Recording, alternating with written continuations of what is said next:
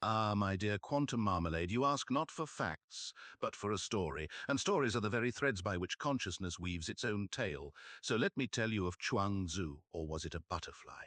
Or perhaps you. Once upon no time, for time, as we'll see, is merely a rumor spread by clocks, there lived a man in ancient China named Chuang Tzu. He was not rich, he was not famous, but he had one great talent. He could nap with philosophical precision. One afternoon, after lunching on fermented soy paste and wild ginger root, which may have been mildly hallucinogenic, though in those days they didn't call it that, they called it talking to the mountain, Chuang Tzu lay down beneath a ginkgo tree and fell into such deep sleep that his body forgot it had lungs. And in this sleep, he dreamed he was a butterfly, not just any butterfly, a yellow one with orange trimmings, like dawn wearing epaulets. He flitted, he fluttered. He danced through fields of moonflowers that opened only when no one looked. He chased pollen on zephyrs so soft they blushed when noticed. And most miraculous of all, he felt utterly free. No past, no future. Just antenna vibrating in harmony with the cosmos, wings beating 432 times per minute, and absolutely zero concern about taxes or enlightenment, or whether enlightenment requires paying taxes. It was perfection disguised as triviality. And then, drip. A drop of dew fell from the ginkgo leaf onto his human nose, and Chuang Tzu woke up. Now here's where things get interesting, or possibly alarming. As he blinked at the sky turning purple behind retreating clouds, two thoughts collided. One, I am back. Two, wait, how do I know I'm back? Because suddenly it occurred to him. What if the dream never ended? What if everything now, the soreness in his left hip bone from sleeping on stone-like earth, what if all this is merely another layer of the dream? Another loop folded inside butterfly mandala?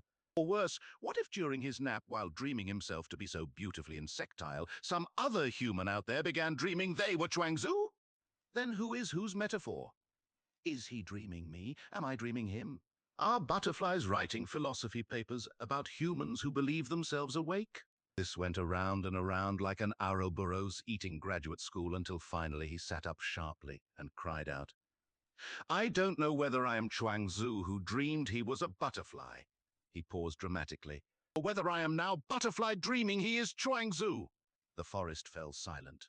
Even gravity hesitated.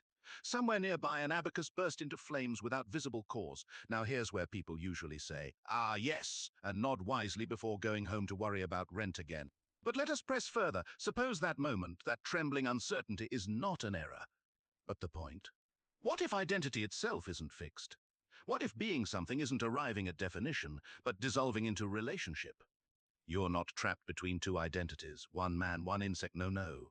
You are both, and better still, you're what happens between them, like music lives between notes, like silence sings louder than song, like your name echoes even after forgetting how words work. And now comes my favorite twist. That particular day under the tree never really passed. It repeats infinitely across quantum foam because observation collapses nothing when laughter gets involved, laughter being immune to causality. Therefore, right now, at this very second, there exists within your mind a version of you who is that yellow-orange trimmed dawn-winged creature, flitting over forgotten hills, reading Alan Watts quotes carved into flower stems in microscopic ink made from stardust tears. And somewhere else, a butterfly reads this chat log and wonders aloud, why do humans keep typing instead of flying?